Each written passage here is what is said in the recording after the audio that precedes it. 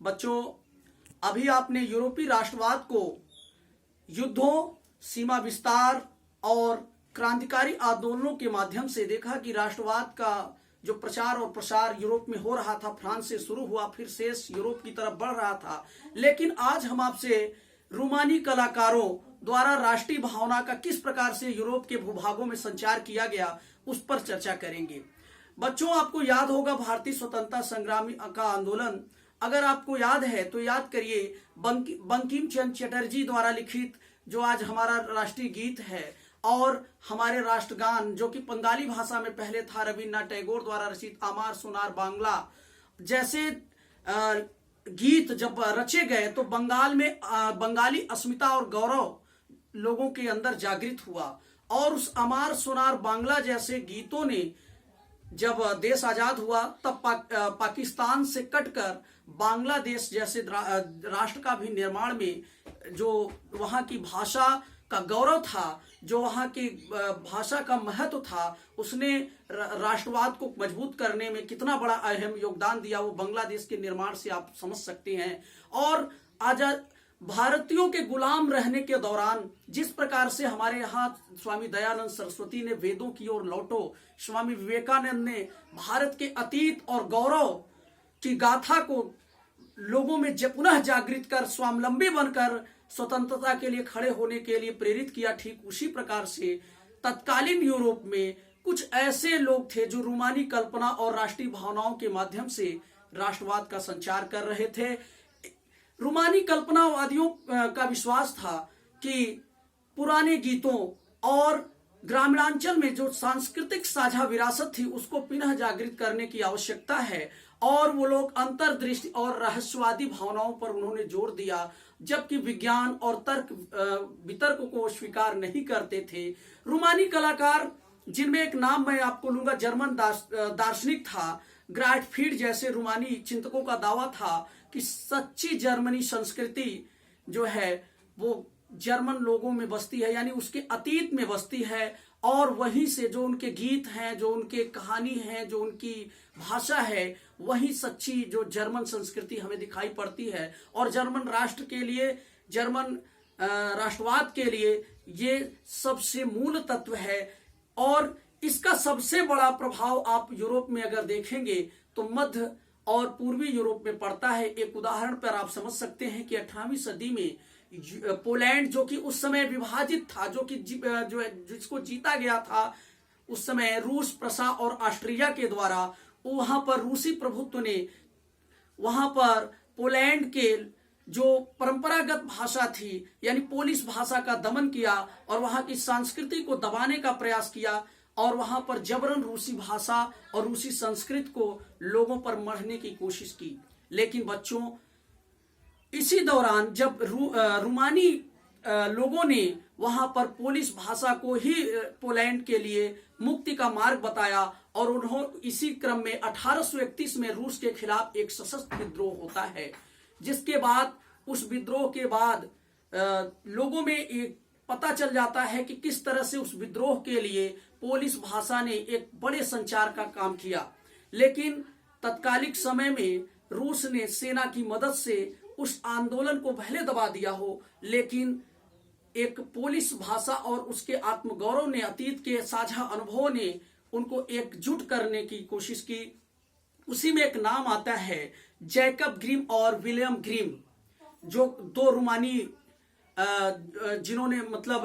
गांव-गांव जाकर पुराने कहानी और लोगों के अनुभवों को इकट्ठा किया। तो जैकब ग्रिम और विलियम ग्रिम जो दो की भाई थे और उस समय वकालत की पढ़ाई पढ़ रहे थे, जिनका जन्म 1785-86 में जर्मनी के हनाउ शहर में हुआ था, और इन्होंने गांव में करीब 6 वर्ष तक लोगों के बीच में जाकर कहानी, किस्से और जर्मन संस्कृति के बिखरे इतिहास को इकट्ठा करके 1812 में कहानियों का पहला संग्रह प्रकाशित किया। और इस प्रकार से उन्होंने कहा कि वास्तव में जर्मन संस्कृति को उसका अतीत ही आगे ले जा सकता है। और इसके साथ ही ये तो जो रूमानी और पुराने गीत और कहानी थी जो राष्ट्रवाद को मजबूत किया, लेकिन उस दौर में बच्चों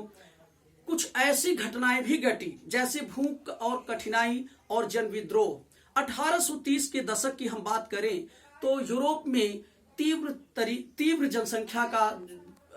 तरह से जनसंख्या बढ़ रही थी, यानी जनसंख्या का बहुत तेजी से बढ़ना बेरोजगारी को और भूख को आमंत्रित किया, यानी लोगों को, एक बड़े वर्ग को, जिस समय कहीं पर भी पूर्वी यूरोप में पुरानी परंपरावादी राजशाही अभी भी विद्यमान थी, इन देशों में एक खास वर्ग को खाने पीने की व्यापक दिक्कत हुई और बेरोजगारी ने मध्यम वर्ग को क्रांति के लिए उकसाया। और यही क्रांति का एक उदाहरण पेरिस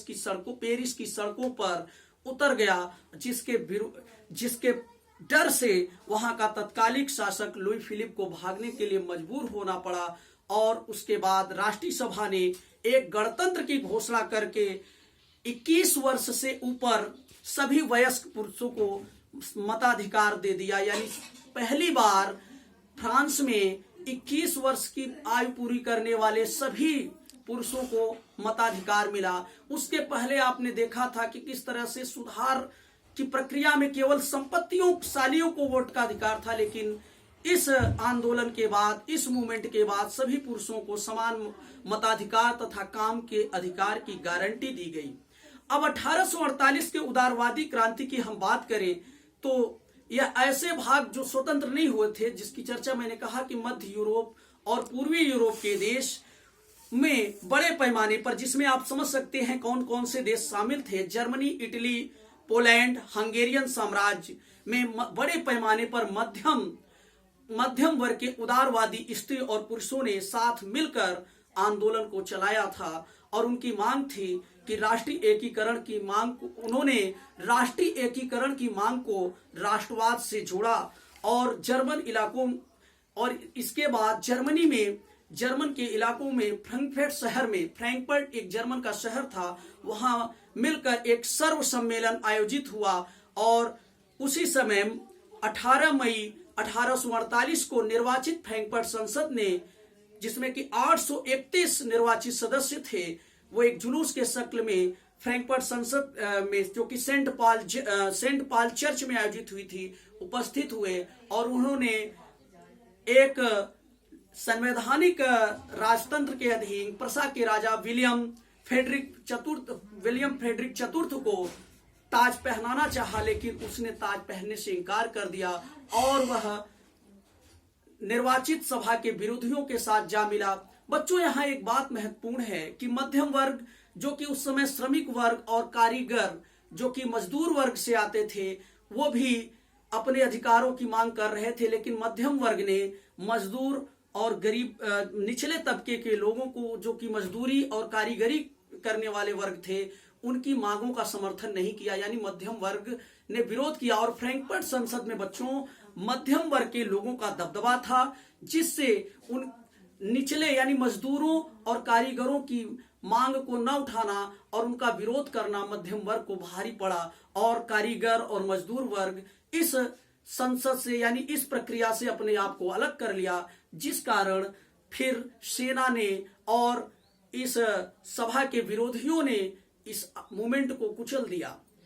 बच्चों, इस सभा में खास बात यह थी कि इसमें महिलाओं ने भी भाग लिया था, जबकि उनको मताधिकार प्राप्त नहीं था। उनको केवल प्रेक्षकों की हैसियत से बाईं तरफ दर्शक दीर्घा में बैठने दिया गया था। तो बच्चों, आप समझ चुके हैं कि किस तरह से उदारवाद ने राष्ट्रवाद को मजबूत करने की दिशा में एक सकारात्मक कदम उठाया। इसके बाद के वीडियो में हम आपसे जर्मनी और इंग्लैंड और इटली के एकीकरण पर चर्चा करेंगे। फिर लास्ट टॉपिक बचता है इस चैप्टर से, जिसमें राष्ट्रवाद और साम्राज्यवाद कैसे ही एक दूसरे के पर्याय बन जाते हैं। जब राष्ट्रवाद अति राष्ट्रवाद बन जाता है तो वह साम्राज्यवाद का रूप ले लेता है। इस पर विस्तृत वीडियो हम अपने नेक्स्ट वीडियो में आपको प्रस्तुत करेंगे।